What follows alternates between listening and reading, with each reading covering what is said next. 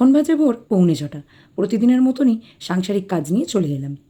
আমাদের গৃহিণীদের সকালবেলা ঘুম থেকে ওঠা থেকে রাত্রেবেলা ঘুমোতে যাওয়ার আগে পর্যন্ত সংসারের কাজ, যেমন এই ঘুম থেকে উঠেই ঘর বারান্দা মোছা পরিষ্কার করা আরম্ভ হয়ে গেল। একটু বাদেই মেয়ে স্কুল, তাই তাকে রেডি করতে হবে।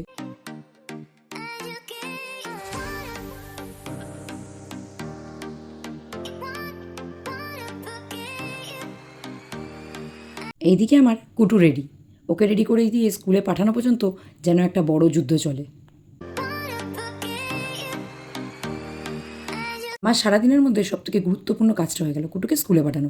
এদিকে চট করে উপরে এসে বিছানাটা গুছিয়ে ফেললাম। তারপরেই করে নিলাম ব্রেকফাস্ট।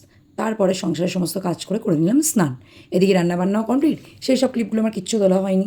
তারপরে স্নান করে হয়ে গেলাম রেডি। তারপরে আর কি নিজের সাথে নিজের একটু সময় কাটানো।